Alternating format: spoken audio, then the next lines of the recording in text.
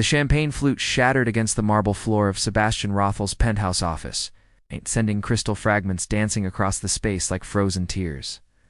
The sound echoed through the silence that had followed his father's ultimatum, each shard catching the dying light of Manhattan's skyline through the floor-to-ceiling windows. 6 months, Sebastian repeated, his voice hollow as he stared at the mess at his feet. Find a wife in 6 months or lose everything. James Rothell straightened his platinum cufflinks, unmoved by his son's display of emotion. At 62, he had built empires and destroyed competitors with the same cold precision he now directed at his only heir. The leather portfolio he placed on Sebastian's glass desk contained more than financial projections and market analyses. It held Sebastian's entire future, bound in legal documents that threatened to strip away 34 years of building the tech empire that bore his name. The board voted unanimously, James continued, his voice carrying the weight of boardroom battles and hostile takeovers. Your grandfather's will was very specific about leadership requirements. A married man inspires confidence. A bachelor inspires doubt. Sebastian's jaw tightened as he absorbed the words that would reshape his existence. The company he had built from a college dorm room, the revolutionary software that had transformed how the world connected. The billions in revenue he'd generated, all of it meant nothing if he couldn't produce a wife by his 35th birthday. The irony tasted bitter on his tongue. He had conquered Silicon Valley, revolutionized social media platforms, and commanded respect from world leaders, yet he couldn't command his own destiny when it came to something as personal as marriage. You have candidates in mind, I assume? Sebastian said, finally looking up from the scattered glass to meet his father's calculating gaze. Several suitable options from established families, women who understand the requirements of corporate partnerships.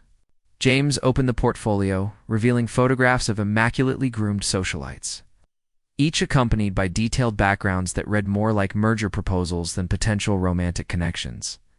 Sebastian's stomach churned as he recognized faces from Manhattan's elite circles.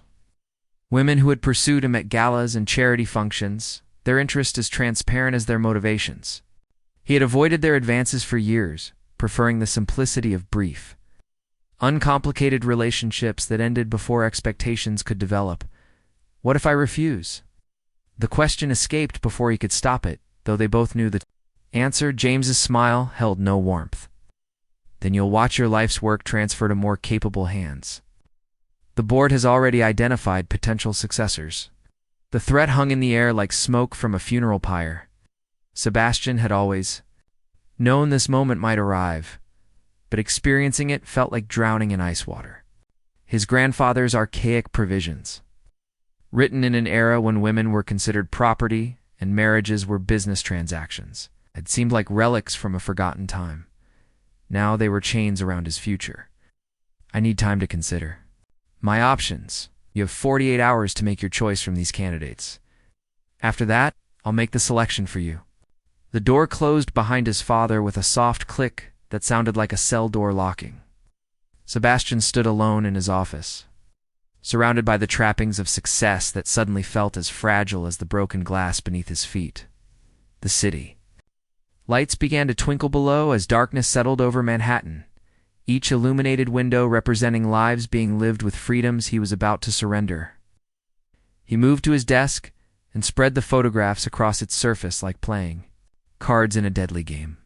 Each woman stared back at him with practiced smiles and ambitious eyes, their biographies reading like corporate resumes designed to maximize social and financial returns. They were beautiful, accomplished, and utterly wrong for what he needed. Sebastian's phone buzzed with notifications, messages from colleagues and friends unaware that his world had just shifted on its axis. Among them was a text from his assistant reminding him of tomorrow's board meeting. The same board that had just voted to control his personal life as thoroughly as they controlled quarterly projections. The absurdity of his situation struck him with sudden clarity. He commanded a fortune worth billions, employed thousands of people across 6 continents, and held patents on technology that connected half the world's population, yet he couldn't choose whether or when to marry. Man who had disrupted entire industries was about to be disrupted by his own family's legacy. As the night deepened around him, Sebastian realized he was facing the first problem his wealth and influence couldn't solve through conventional means. He needed a wife, but not the kind his father envisioned.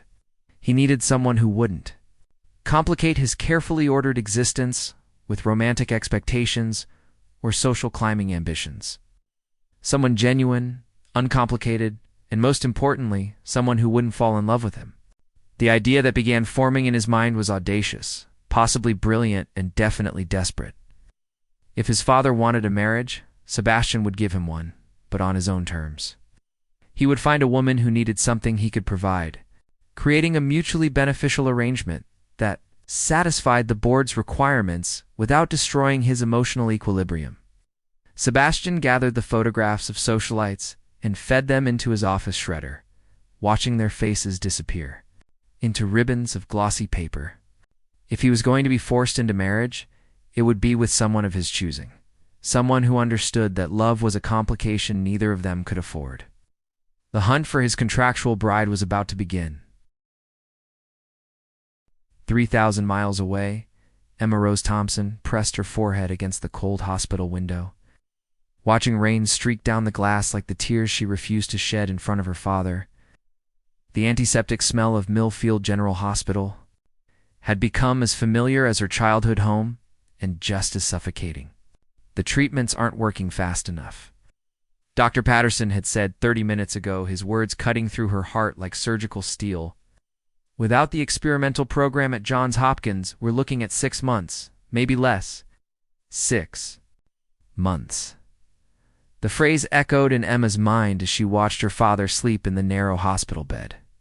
Machines monitoring his failing body with mechanical precision. Thompson had worked double shifts at the lumber mill for 28 years, his hands permanently stained with wood polish and sacrifice.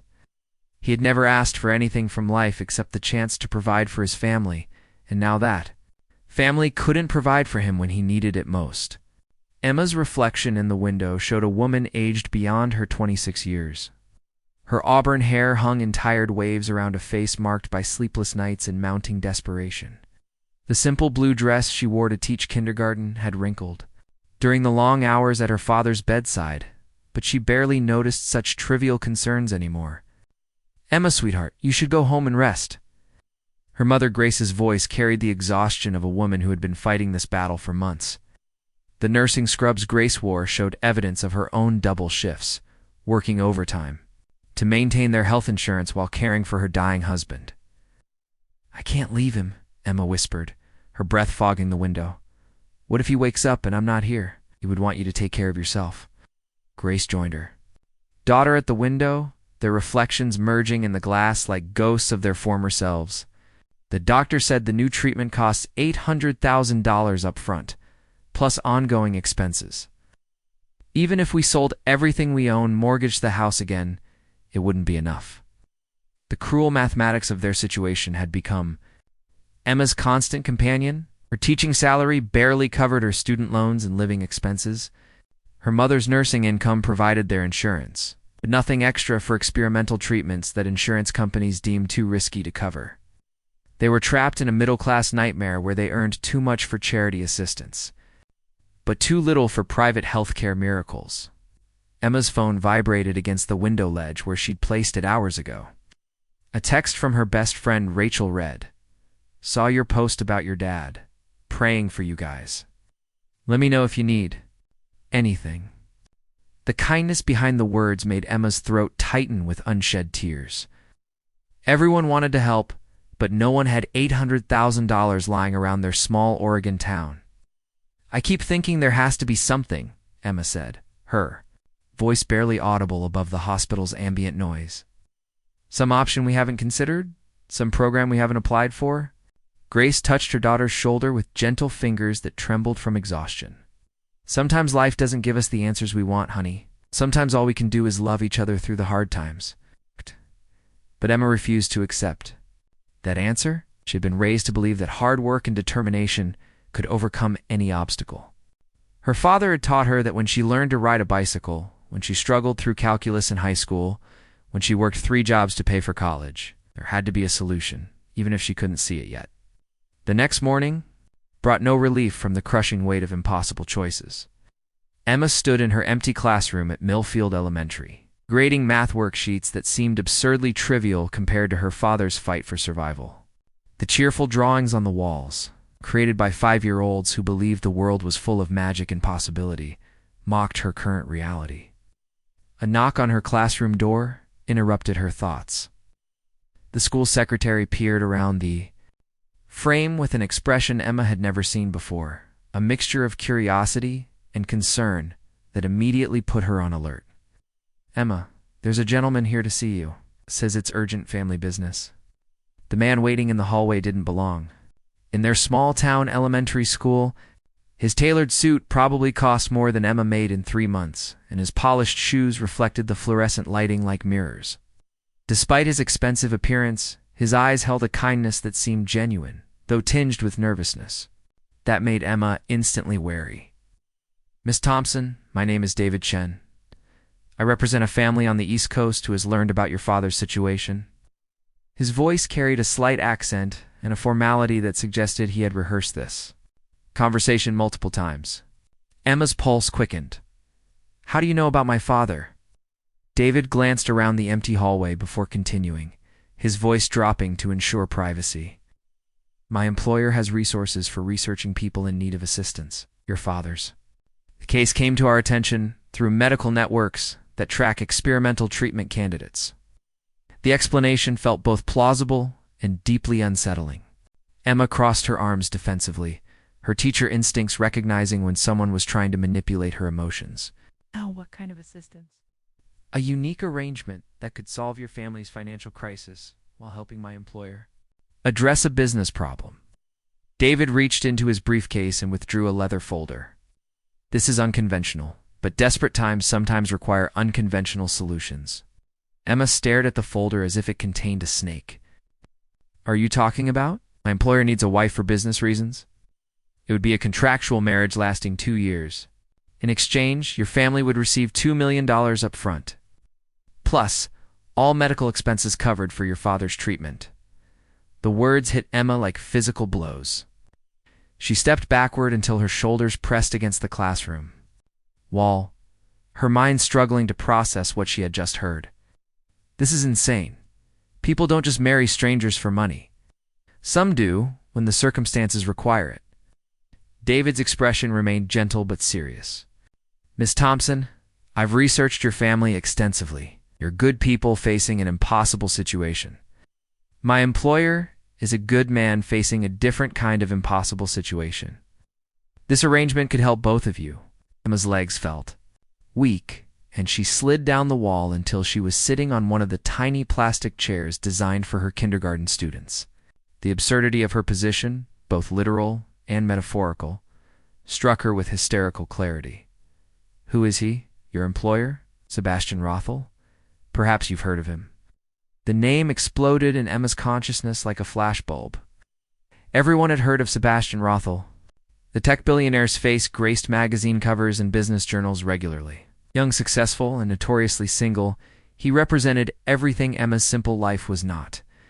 "He wants to marry me," she said, the words sounding ridiculous, even as she spoke them. "He doesn't even know me. He's seen your photograph and knows your background. You're exactly what he needs.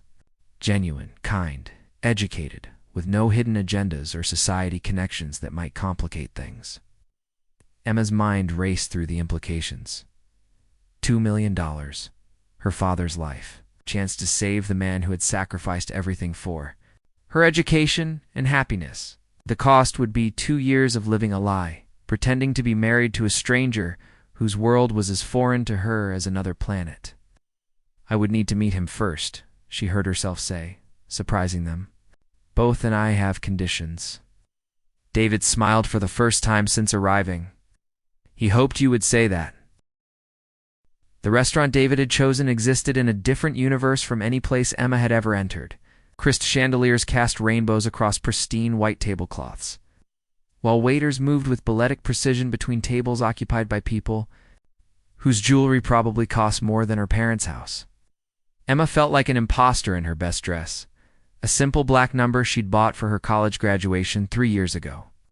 Sebastian was already seated when she arrived, in recognition. Hit her like electricity.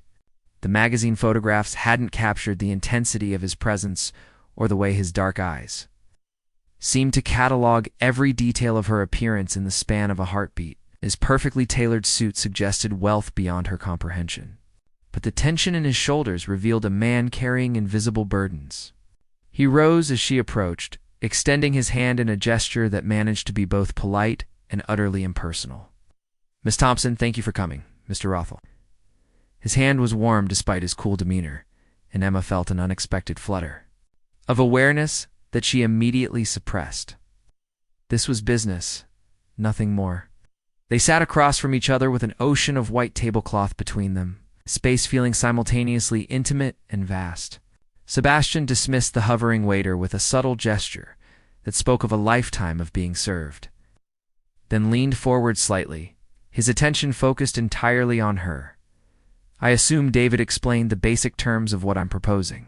He did? Emma forced herself to meet his gaze, despite the intensity she found there.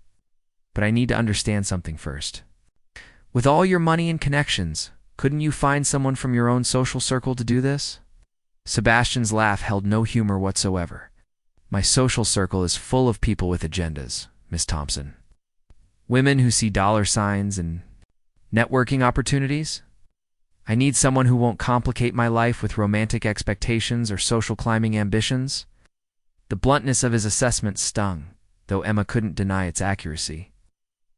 "You think I'm so desperate that I won't have any expectations at all?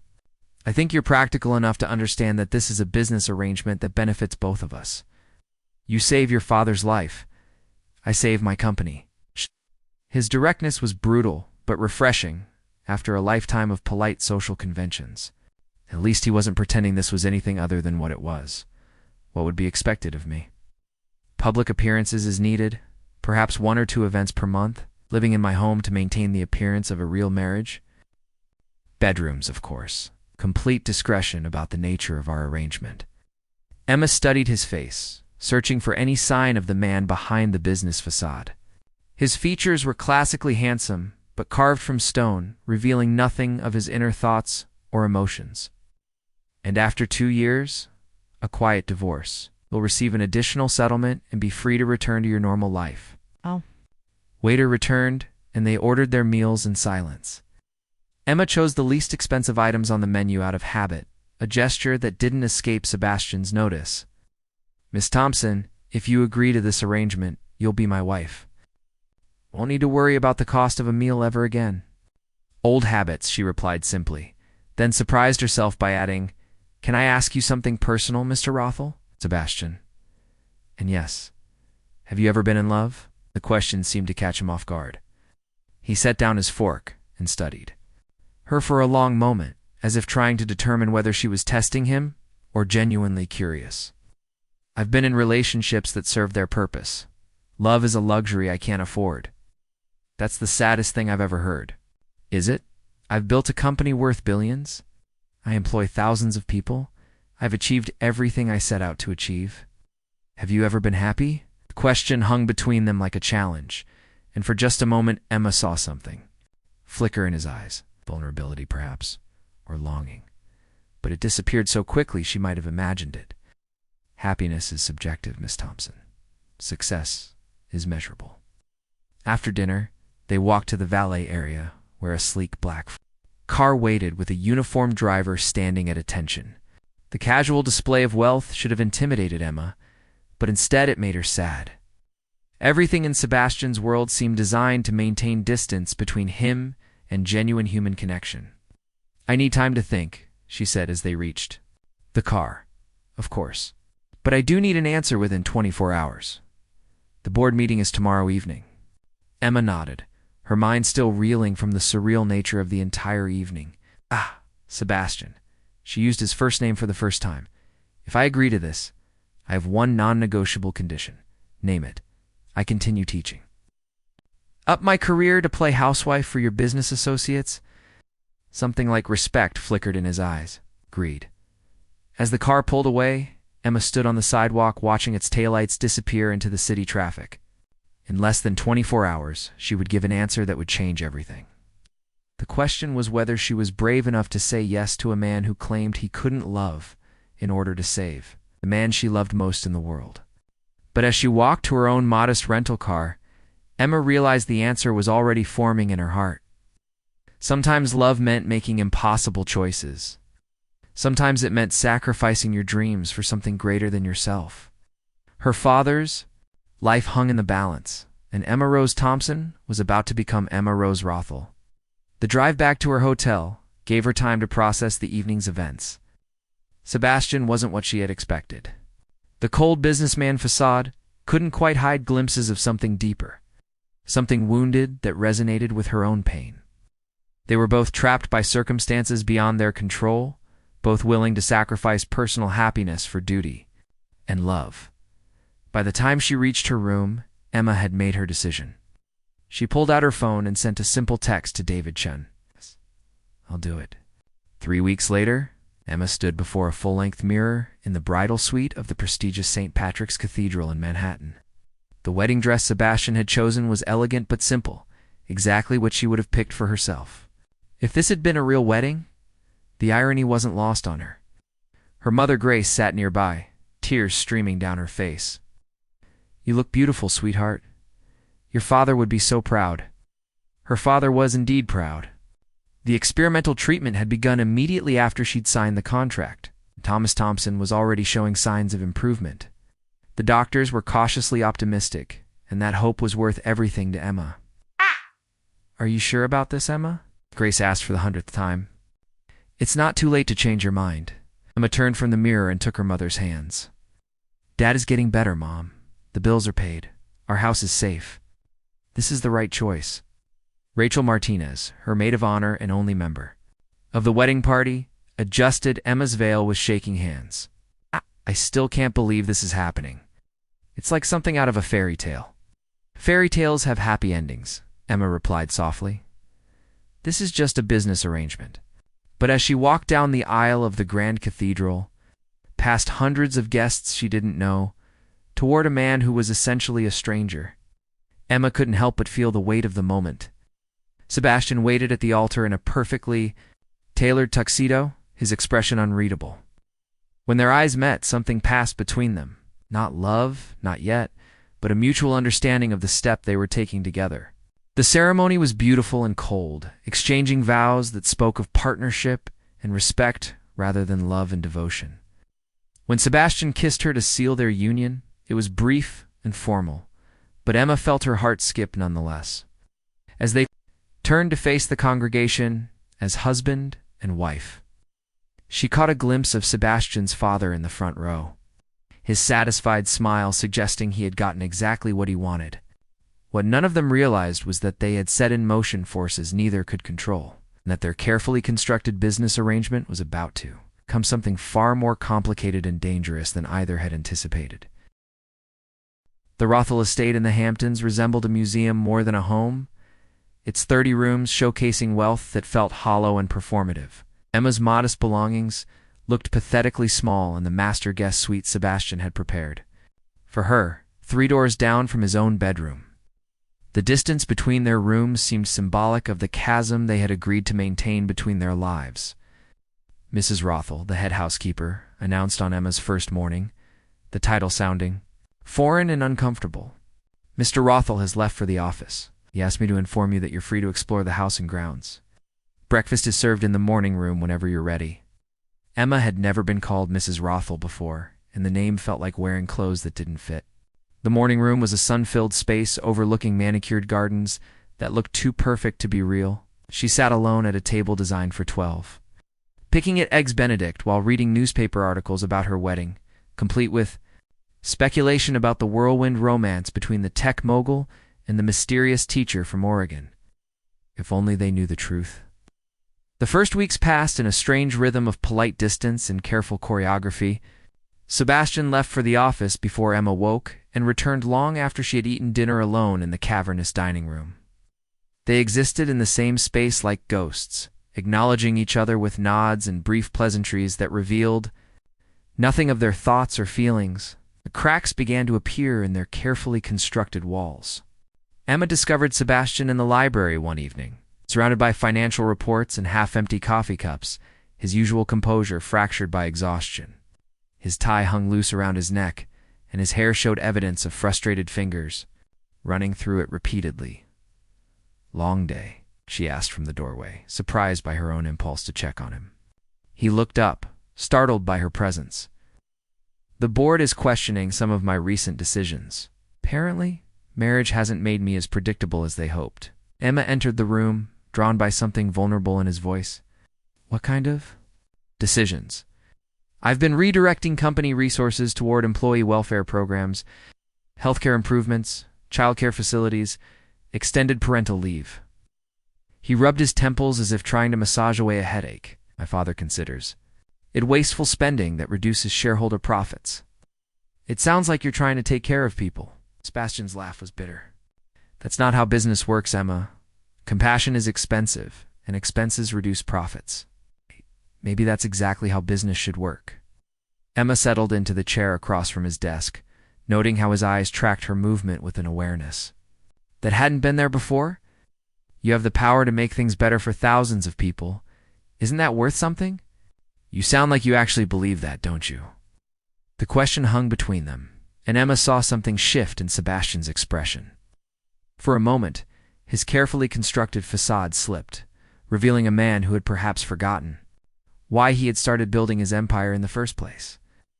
"I used to," he admitted quietly. "Before the board meetings and shareholder demands and quarterly projections became more important than the original dream." It was the first genuinely personal thing he had shared with her, and Emma felt something dangerous stir in her chest. This wasn't part of their arrangement. She wasn't supposed to care about his lost dreams, or the loneliness she glimpsed behind his professional armor. Their first public appearance together came 2 weeks later at a charity gala benefiting children's hospitals. Emma wore a stunning midnight blue gown that Sebastian had selected, its elegant lines transforming her from small-town teacher into someone who belonged in Manhattan's elite circles. "Remember," Sebastian murmured as their car approached the venue, "we're happily married. Smile when I touch you, laugh at my jokes, and don't let them see any cracks in the facade." But the facade proved harder to maintain than either had anticipated. When Sebastian placed his hand on the small of Emma's back to guide her through the crowd, her skin burned beneath his touch. When she laughed at his surprisingly sharp wit during conversations with other couples, the sound was genuine rather than performed. When photographers captured them dancing together, the chemistry between them was undeniably real. "You're a better actress than I expected," Sebastian whispered as they swayed to the orchestra's music, his breath warm against her ear. "Who says I'm acting?" The words escaped before Emma could stop them, and she felt Sebastian's body tense. Against hers, his eyes searched her face with an intensity that made her pulse race. "Emma, we agreed. I know what we agreed." She lifted her chin defiantly, tired of pretending she felt nothing when he looked at her like she was the only person in the room. But maybe some things can't be controlled by contracts and business arrangements. The music ended, but they remained frozen in each other's arms until the applause of other dancers broke the spell. Sebastian stepped back abruptly, his expression closing off like shutters slamming over windows. "This is exactly what we said wouldn't happen," he said, his voice cold enough to extinguish the warmth that had been building between them. Maybe what we said was impossible from the beginning, but Sebastian had already turned away, leaving Emma standing alone on the dance floor with the devastating realization that she was falling in love with a man who had explicitly told her he couldn't afford such emotions.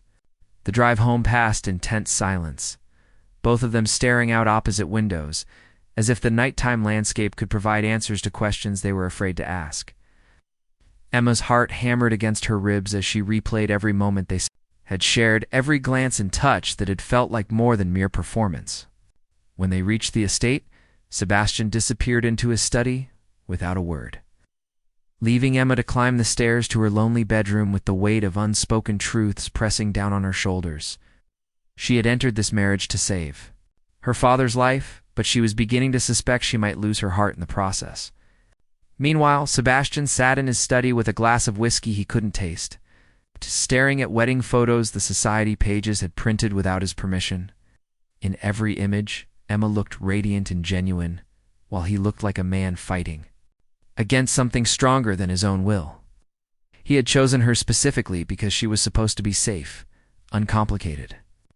Someone who wouldn't threaten the emotional walls he had spent years constructing. But Emma Rose Thompson was proving to be anything but safe. She challenged his assumptions, questioned his priorities, and made him remember the man he had been before success had hardened his heart into something resembling stone.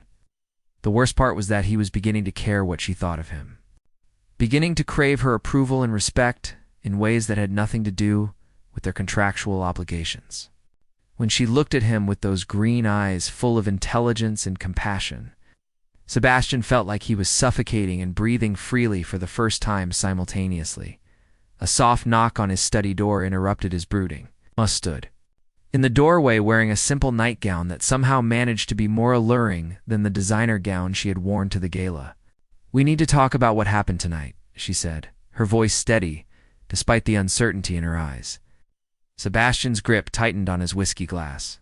"There's nothing to discuss. We both got carried away by the performance. It won't happen again." "What if I don't want it to be just a performance?" The question hit him like a physical blow. Sebastian set down his glass and stood, putting the desk between them like a barrier against the dangerous current flowing through the room. "Emma, you don't understand what you're saying. This arrangement works because we both know exactly what it is. If we start pretending it's something more, who's pretending?" Emma stepped into the study, closing the door behind her with a soft click that sounded deafening in the silence. "I see how you look at me when you think I'm not watching. I feel how your hands shake when you touch me. This isn't just business anymore, Sebastian, and denying it won't make it go away." Sebastian felt his carefully constructed world tilting on its axis. Everything logical and rational told him to send her back to her room, to rebuild the walls between them before it was too late. But when Emma looked at him with such fierce honesty, he couldn't remember why those walls had seemed so important. "You don't know what you're asking," he said, his voice rough with emotions he couldn't name. "Then tell me." Emma moved closer, close enough that he could smell her perfume and see the flecks of gold in her green eyes. "Tell me why you're so afraid of letting someone care about you." The question struck at the heart of fears Sebastian had buried so deeply he had almost forgotten they existed. But Emma's gentle persistence was excavating truths he wasn't prepared to face, forcing him to confront the possibility that his emotional isolation might not be strength, but the most devastating weakness of all. Sebastian's composure finally shattered like glass against stone. The whiskey tumbler slipped from his fingers, crashing to the hardwood floor as months of suppressed emotion erupted from somewhere deep in his chest. "You want to know why I'm afraid?" His voice cracked with a rawness Emma had never heard before. "Because everyone I've ever trusted has used that trust against me. My college girlfriend sold our private photos to tabloids when my company went public. My business partner tried to steal my patents when I was vulnerable after my mother's death. Even my own father sees me as nothing more than a chess piece in his corporate games." Emma's heart clenched at the pain blazing in his dark eyes. She had glimpsed the wounded man beneath Sebastian's armor, but seeing him completely exposed left her breathless with the magnitude of his suffering.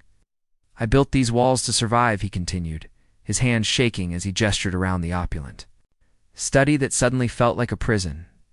"I told myself that isolation was strength, that emotional distance was protection. Then you walked into my life with your kindness and your questions and your refusal to pretend that caring about people is weakness. Why I thought being alone was better than being destroyed." Emma closed the distance between them in 3 swift steps, her hands framing his face with a tenderness that made Sebastian's breath catch in his throat. "I'm not going to destroy you," she whispered, her thumbs brushing away tears he didn't realize he was shedding. "I'm going to love you, if you'll let me." The kiss that followed was inevitable, desperate, and absolutely nothing like the formal peck they had shared at their wedding. Sebastian's arms came around Emma with the fervor of a drowning man clutching at salvation, while she poured every ounce of her growing love into the connection between their lips and hearts. When they finally broke apart, both breathing hard, Sebastian rested his forehead against hers. "This changes everything," he said, his voice barely above a whisper. I know. Emma's smile was radiant despite the tears sliding down her cheeks. Are you scared? Terrified? Sebastian's honesty was stark and beautiful. But I'm more terrified of losing you than I am of loving you. The next morning brought challenges neither had anticipated. James Rothell arrived at the estate unannounced, his expression thunderous as he confronted his son in the breakfast room where Sebastian and Emma were sharing their first meal as a genuinely married couple. The board is concerned about your recent behavior, James announced without preamble, his cold gaze taking in their joined hands and the obvious intimacy between them. This was supposed to be a business arrangement, not a romantic comedy. Sebastian's jaw tightened, but his grip on Emma's hand remained steady. My marriage is working exactly as intended. The board got what they wanted. They wanted stability and respectability, not whatever this emotional display represents. James gestured dismissively at their obvious connection. You're supposed to be focusing on business, not playing house with some small-town teacher. Emma felt Sebastian's entire body tense beside her, but before he could respond, she stood up, her own anger blazing like a wildfire. That teacher saved your son's company, and possibly his soul, she said, her voice carrying the authority she used with misbehaving students. If you can't see that he's becoming a better man and a better leader because he's finally allowing himself to feel something beyond ambition, then you're blind. James's eyes widened in shock at being challenged so directly, but Emma wasn't finished. Sebastian has spent months implementing programs that will improve thousands of lives while maintaining record profits. He's proven that compassion and success aren't mutually exclusive. If the board can't appreciate that, maybe they don't deserve him. The silence that followed was deafening. Sebastian stared at Emma with something approaching awe, while James looked like he'd been slapped by someone he'd dismissed as insignificant. You have no idea what you're talking about, James finally sputtered. Business isn't about feelings or charitable gestures. It's about results and returns. Then let me give you some results, Sebastian said, standing to face his father with newfound confidence. Employee satisfaction is at an all-time high. Productivity has increased by 30%. We've signed more major contracts in the past 6 months than in the previous 2 years. And our stock price has reached record levels. He moved to stand beside Emma, his arms sliding around her waist in a gesture of solidarity that felt completely natural. My wife didn't just give me respectability, Sebastian continued, his voice growing stronger with each word. She reminded me why I started this company in the first place. To connect people, to make their lives better, to use technology as a force for good rather than just profit. If the board has a problem with that vision, they're welcome to find another CEO. James's face cycled through several shades of red before settling on a pale gray that suggested he was finally grasping the magnitude of the change in his son. The board won't stand for this kind of insubordination. Then let them try to remove me. Sebastian's smile was sharp and confident. I own 51% of the company's stock through various trusts and investments. Grandfathers will require me to marry, not to remain a puppet for other people's agendas. I've fulfilled my obligations. Now I'm going to run my company my way. The revelation hit James like a physical blow. In focusing so intently on forcing Sebastian into marriage, he had overlooked the legal reality that once married, Sebastian would have complete control over his inheritance and voting rights. You planned this, James accused, but his voice lacked its usual authority. No, Sebastian replied, pulling Emma closer. I got lucky. I found someone who saw potential in me that I'd forgotten existed. Someone who challenged me to be better than I thought I could be. Someone who loves me despite my flaws, rather than because of my bank account. James looked between his son and daughter-in-law, perhaps seeing them clearly for the first time. Whatever he found in their expressions seemed to deflate his anger, replacing it with something that might have been grudging respect. The board meeting is tomorrow, he said finally. If you're determined to take this path, you'd better be prepared to defend it. I am, Sebastian replied without hesitation, and I won't be defending it alone. After James left, Sebastian and Emma found themselves alone in the breakfast room, sunlight streaming through tall windows and illuminating the remains of their interrupted meal. The magnitude of what had just happened was settling over them like dawn after a long night. Are you sure about this? Emma asked, studying Sebastian's face for any sign of doubt or regret. You're risking everything you've built? Sebastian's laugh was rich and genuine, free of the bitter edge it had carried for so long. I'm not risking anything that matters. The company will survive, probably thrive, under leadership that remembers its original purpose. But even if it didn't, I'd rather fail as the man you've helped me become than succeed as the hollow shell I was before. He cupped her face in his hands, his thumbs tracing the delicate line of her cheekbones. You saved more than your father's life when you agreed to marry me, Emma. You saved mine too. The board meeting the next evening was a battle Sebastian had been preparing for his entire adult life. He entered the mahogany-paneled conference room with Emma beside him, her presence providing strength he hadn't known he needed. The 12 board members sat around the massive table like judges preparing to render a verdict. Gentlemen, Sebastian began, his voice carrying absolute confidence. I understand there are concerns about my recent leadership decisions. I'm here to address those concerns directly. For the next hour, Sebastian presented his vision with the passion and clarity that had built his empire in the first place. He showed them productivity reports, employee satisfaction surveys, contract renewals, and stock performance data that painted an undeniable picture of success. But more than the numbers, it was Sebastian himself who proved most convincing. The cold, calculating businessman they had known was gone, replaced by a leader who combined strategic brilliance with genuine concern for the people his decisions affected. The question isn't whether I'm fit to lead this company, Sebastian concluded, his hand finding Emma's beneath the conference table. The question is whether this board is ready to support a CEO who believes that success and compassion can coexist. Vote was closer than Sebastian had hoped, but decisive enough to matter. 8-4 in favor of maintaining his leadership, with several board members commenting that they hadn't seen him this focused and energetic in years. As they left the building that evening, Emma and Sebastian walked hand in hand through the Manhattan streets where their story had begun. The city lights reflected off rain-slicked pavement, creating a kaleidoscope of color that seemed to celebrate their victory. So what happens now? Emma asked, swinging their joined hands like a teenager in love. Now we go home, Sebastian replied, the word carrying new meaning. We build a life together, make the company into something we can both be proud of. You visit your father and watch him get stronger every day. They paused at a crosswalk, waiting for the light to change, and Sebastian turned to face his wife. Fully. And we remember that the best business decision I ever made was falling in love with you. Emma's answering smile was radiant enough to outshine every light in the city. I love you too, Mr. Rothell. Contract or no contract.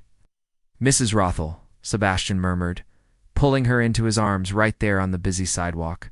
I think it's time we made this marriage real in every way that matters. Their kiss was witnessed by hundreds of strangers who had no idea they were watching the conclusion of a love story that had begun with a business proposal and ended with the kind of happiness that couldn't be bought, sold, or negotiated.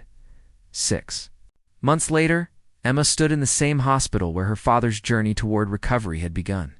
But this time, she was the patient. Thompson, healthy and strong again, held his newborn granddaughter while Sebastian looked on with wonder.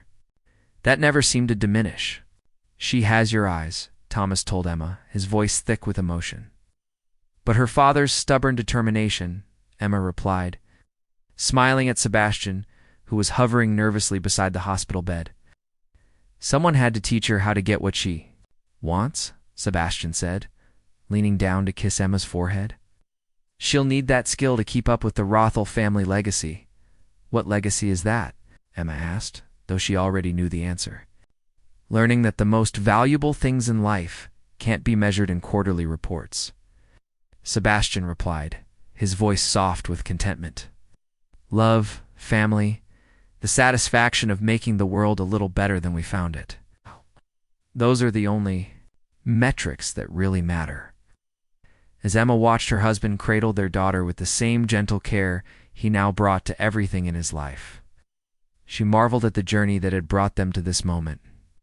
What had begun as a desperate business arrangement had transformed into something neither had dared to hope for. A love story written in spreadsheets and sealed with genuine emotion, The cold-hearted millionaire was gone, replaced by a man who had learned that vulnerability was not weakness but the foundation of every meaningful connection. And the innocent bride had discovered that sometimes the greatest risk was also the greatest reward. Their daughter stirred in her grandfather's arms, her tiny fist reaching toward the window where afternoon sunlight painted golden patterns on the hospital wall. It seemed fitting that their story should end where Emma's had nearly ended, in a place of healing and hope, surrounded by the people who mattered most. Sebastian caught Emma's hand and brought it to his lips, pressing a kiss. To her wedding ring, that now symbolized so much more than a contractual obligation. "Thank you," he whispered, and Emma knew he wasn't just thanking her for their daughter, but for everything that had led them to this perfect, imperfect, absolutely real moment. "Thank you for letting me save your life," she whispered back. "You for letting me save yours?" It's outside the hospital window. Manhattan hummed with the energy of 8 million people pursuing their own dreams and desires. But inside that small room, Emma and Sebastian had found something more valuable than all the success and wealth the city could offer. They had found each other, and in doing so, had discovered that the best love stories were the ones that began with impossible circumstances and ended with possibilities neither had dared to imagine. The end asterisk, like this video if the story touched your heart. Subscribe for more emotional tales, and share with someone who believes in the power of true love. And let us know in the comments. We love connecting with our global community of romance lovers.